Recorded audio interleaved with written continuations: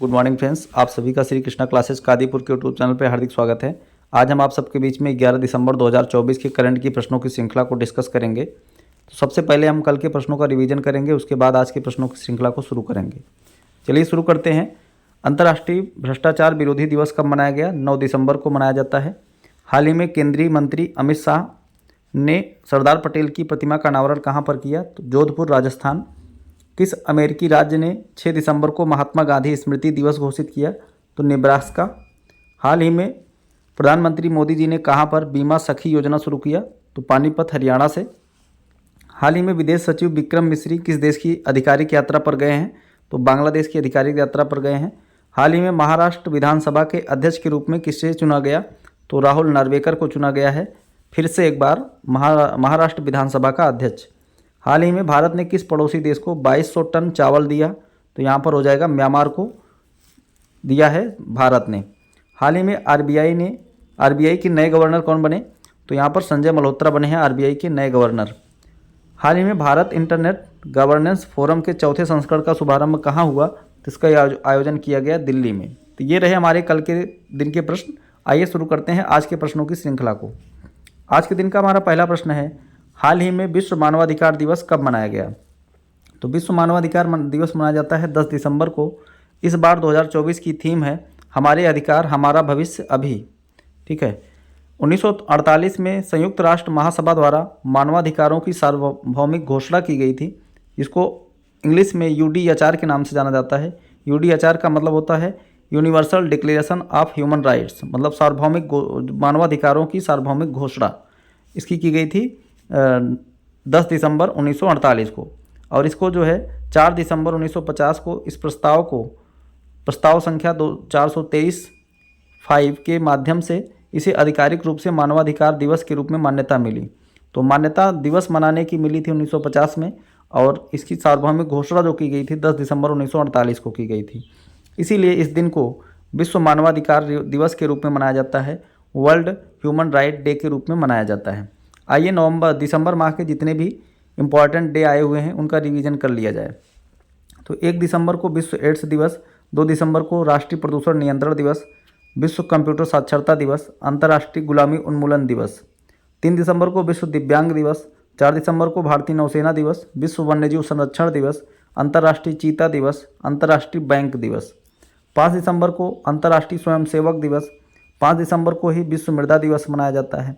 6 दिसंबर को होमगार्ड और नागरिक सुरक्षा स्थापना दिवस, 7 दिसंबर को भारतीय सशस्त्र सेना झंडा दिवस, और 7 दिसंबर को ही अंतर्राष्ट्रीय नागरिक विमानन दिवस के रूप में मनाया गया।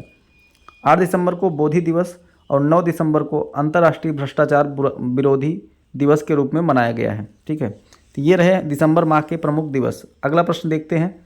अगला प्रश्न है, हाल ही में WTA की सर्वश्रेष्ठ खिलाड़ी कौन बनी है? तो अभी WTA मतलब वुमेन टेनिस एसोसिएशन की सर्वश्रेष्ठ खिलाड़ी बनी है आर्यना साबालेंका। ये स्टार टेनिस खिलाड़ी हैं आर्यना साबालेंका। इनको जो है सोमवार को पहली बार WTA की साल की सर्वश्रेष्ठ खिलाड़ी का पुरस्कार मिला। ये बेलारूस की रहने वाली हैं। 26 वर्षीय साबालेंका ने 2024 में दो ग्रैंड स्लैम का खिताब जीते हैं और दुनिया की नंबर 1 टेनिस खिलाड़ी बन गई हैं। ठीक है। तो ये आप इमेज के जरिए देख सकते हैं। आपको कमेंट बॉक्स में बताना है आर्यना साबालेंका ने कौन सा 2 खिताब जीता है, महिला एकल में कौन कौन सा खिताब जीता है इस बार 2024 में, आप कमेंट बॉक्स में बताएंगे। ऑप्शन मैं दे रहा हूँ। 4 ही ग्रैंड स्लैम होते हैं जो है टेनिस के, Australian open, French open, Wimbledon open और यूएस ओपन। इसमें से बताइए कि कौन कौन से 2 खिताब आर्यना साबालेंका ने जीते हैं, आपको कमेंट में बताना है डिटेल में। अभी देखिए WTA का मतलब होता है वुमेन टेनिस एसोसिएशन। इसकी स्थापना 1973 में दिग्गज अमेरिकी टेनिस खिलाड़ी बिली जीन किंग ने की थी। तो बिली जीन किंग जो है एक इसके माध्यम से एक कप भी होता है, बिली जीन किंग कप। ये महिलाओं का टेनिस टूर्नामेंट होता है। इस बार जो है बिली जीन किंग कप जीता है जो है इटली ने। ठीक है, इसको भी आप लोग ध्यान में रखिए। तो बिली जीन किंग ने ही जो है महिला टेनिस संघ की स्थापना की थी 1973 में। अगला प्रश्न देखते हैं। अगला प्रश्न है, हाल ही में भारतीय क्रिकेट नियंत्रण बोर्ड के यानी BCCI के अध्यक्ष रोजर बिन्नी ने बोर्ड का कार्यवाहक सचिव किसे नियुक्त किया? तो यहाँ पर देवजीत सैकिया को नियुक्त किया गया है। बीसीसीआई का सचिव। ठीक है, इसके पहले जो सचिव हुआ करते थे वो जय शाह हुआ करते थे, अभी उनको जो है आईसीसी का अध्यक्ष बना दिया गया है। ठीक है, तो board of control cricket in India BCCI का फुल फॉर्म होता है। इसके अध्यक्ष हैं रोजर बिन्नी। इन्हीं के द्वारा कार्यवाहक सचिव के रूप में देवजीत सैकिया को नियुक्त किया गया है। आइए बात करते हैं, तो अभी जो है जय शाह की जगह पर इनको नियुक्त किया गया है। जय शाह को अंतर्राष्ट्रीय क्रिकेट परिषद का अध्यक्ष के रूप में कार्यभार इन्होंने संभाल लिया है, 1 दिसंबर को ही संभाला है, यानी आईसीसी के अध्यक्ष बन गए हैं जय शाह। बीसीसीआई की बात करें तो इसकी स्थापना 4 दिसंबर 1928 को हुई थी। इसका हेडक्वार्टर मुंबई के वानखेड़े स्टेडियम में है। अध्यक्ष इसके हैं रोजर बिन्नी। ठीक है, अगला प्रश्न देखते हैं। अभी देखते हैं कौन कौन से यहाँ पर नई नियुक्तियाँ हुई हैं। तो रेलवे बोर्ड के नए अध्यक्ष एवं सीईओ बने हैं सतीश कुमार। राष्ट्रीय सुरक्षा गार्ड एनएसजी के महानिदेशक बने हैं बी श्रीनिवासन। सीआईएसएफ के महानिदेशक राजविंदर सिंह भट्टी बने हैं। बीएसएफ के महानिदेशक दलजीत सिंह चौधरी। नेस्कॉम के अध्यक्ष बने हैं राजेश नंबियार। आईसीसी के अध्यक्ष जय शाह। कैबिनेट सचिव बने हैं टीवी सोमनाथन। संघ लोक सेवा आयोग के अध्यक्ष प्रीति सूदन बनी है। अंतर्राष्ट्रीय ओलंपिक समिति एथलीट आयोग के दूसरे उपाध्यक्ष अभिनव बिंद्रा बने हैं।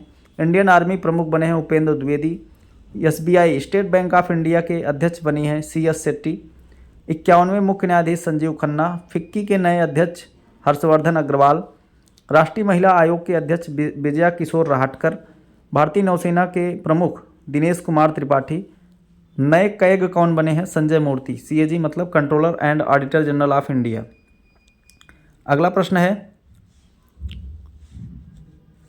यूनिसेफ दिवस 2024 कब मनाया गया? तो यहाँ पर आज के दिन यानी 11 दिसंबर को मनाया जाता है यूनिसेफ दिवस के रूप में। United nation international children emergency fund इसका फुल फॉर्म होता है, और इसका मनाया जाता है 11 दिसंबर, क्योंकि 11 दिसंबर 1946 को ही इसकी स्थापना हुई थी। ठीक है, यूनिसेफ दिवस स्थापना दिवस के रूप में 11 दिसंबर को मनाया जाता है। संयुक्त राष्ट्र महासभा ने 1946 में इस दिन को यूनिसेफ दिवस की स्थापना के रूप में मनाने का निर्णय लिया था। 1946 में द्वितीय विश्व युद्ध से प्रभावित बच्चों की ज़रूरत को पूरा करने के लिए संयुक्त राष्ट्र अंतर्राष्ट्रीय बाल आपातकाल कोष के रूप में इसकी स्थापना हुई थी। यही है इसके English United nation international children emergency fund. इसकी स्थापना 11 दिसंबर 1946 को। इसका हेडक्वार्टर है न्यूयॉर्क में। इसके कार्यकारी निदेशक हैं कैथरीन एम रसेल। ठीक है, इसको आप लोग ध्यान में रखिए। अगला प्रश्न देखते हैं। हाल ही में BWF super 100 Guwahati masters 2024 badminton एकल खिताब किसने जीता? तो सतीश करुणाकरण ने जीता है BWF super 100 Guwahati masters 2024 badminton एकल का खिताब। तो भारत के बैडमिंटन खिलाड़ी सतीश करुणाकर ने BWF super 100 Guwahati masters 2024 badminton के पुरुष एकल का खिताब जीत लिया है, जिसका आयोजन 3 से 8 दिसंबर 2024 को गुवाहाटी असम में हुआ। ठीक है, इसको आप लोग याद रखिएगा। अगला प्रश्न देखते हैं। अगला प्रश्न है निधन से संबंधित। दिसंबर 2024 में किस राज्य के पूर्व मुख्यमंत्री और केंद्रीय मंत्री एस.एम. कृष्णा का जो है 92 वर्ष की उम्र में निधन हो गया? तो ये कर्नाटक के पूर्व सीएम और केंद्रीय मंत्री रह चुके हैं और महाराष्ट्र के पूर्व राज्यपाल भी रहे हैं एस.एम. कृष्णा। इनका अभी 92 वर्ष की उम्र में निधन हो गया है। वे जो है 11 अक्टूबर 1999 से 20 मई 2004 तक कर्नाटक के मुख्यमंत्री रहे। साथ ही 6 दिसंबर 2004 से 8 मार्च 2008 तक महाराष्ट्र के राज्यपाल रहे। कर्नाटक की बात की जाए तो राजधानी बेंगलुरु, मुख्यमंत्री सिद्धारमैया, राज्यपाल हैं थावरचंद्र गहलोत। नेशनल पार्क हैं यहाँ पर अंशी, नागरहोल, बनेरघट्टा और कुंद्रेमुख, यहाँ पर नेशनल पार्क प्रमुख हैं। करंट अफेयर की बात करें तो कर्नाटक सरकार ने रामनगर जिले का नाम बदल करके बेंगलुरु दक्षिण कर दिया है। दुनिया का सबसे लंबा रेलवे प्लेटफॉर्म हुबली बन गया है, जो कि कर्नाटक में है। नम्मा कंबाला प्रतियोगिता का आयोजन बेंगलुरु में किया गया, जो कि एक भैंसा दौड़ प्रतियोगिता होता है। ग्लोबल ट्रैफिक इंडेक्स 2024 में बेंगलुरु 6वें नंबर पर है। चर्चा में रहा विरूपाक्ष मंदिर, ये भी कर्नाटक में स्थित है। सत्तूर यात्रा महोत्सव कर्नाटक के मैसूर में मनाया जाता है। निजी नौकरियों में 50 से 75% कन्नड़ लोगों को शामिल करने का आदेश कर्नाटक सरकार ने दिया है। ये सभी जो है कर्नाटक के करंट अफेयर्स हैं। आइए देखते हैं अगला प्रश्न। हाल ही में यूनेस्को हेरिटेज पुरस्कार से किसे सम्मानित किया गया? तो BJPCI परियोजना और अवध सहायेश्वर मंदिर, इन दोनों को जो है यूनेस्को हेरिटेज पुरस्कार से सम्मानित किया गया है। बात करते हैं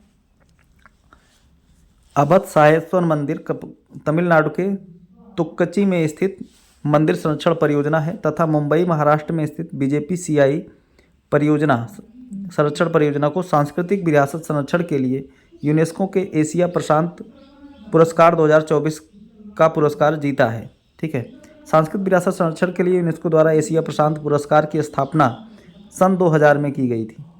यह पुरस्कार एशिया और प्रशांत क्षेत्र में व्यक्तियों और संगठनों द्वारा विरासत मूल्य की संरचनाओं और इमारतों को बहाल करने, संरक्षित करने और बदलने के प्रयासों को मान्यता देता है। यूनेस्को की बात किया जाए, United Nation Educational Scientific and Cultural Organization इसका फुल फॉर्म होता है। इसकी स्थापना 16 नवंबर 1945 को हुई थी। इसका मुख्यालय पेरिस, फ्रांस में है। अध्यक्ष हैं आंद्रे ओजोले। अगला प्रश्न देखते हैं। हाल ही में नौसेना में INS तुसील को कहाँ पर नौसेना में शामिल किया गया? तो रूस में इसको शामिल किया गया है INS तुसील को। अभी भारत के रक्षा मंत्री राजनाथ सिंह 9 दिसंबर को रूस गए थे। वहाँ पर उन्होंने कलिनिनग्राद में स्थित यंतर शिपयार्ड में भारतीय नौसेना में इसको शामिल किया। भारतीय नौसेना के लिए यह नए वारशिप INS तुसील को कमीशन किया गया।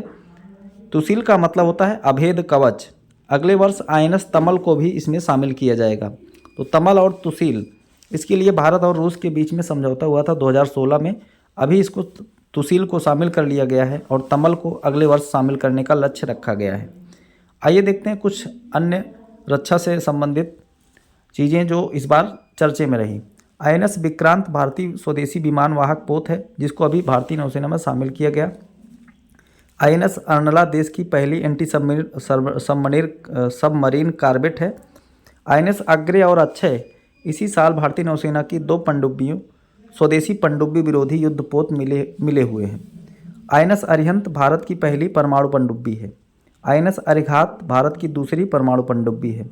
INS शिवालिक रिम्पैक्ट 2024 नामक सैन्य अभ्यास में शामिल हुआ था जिसमें उसने गन फायर सहायता प्रतियोगिता रेडियो ट्रॉफी जीती था।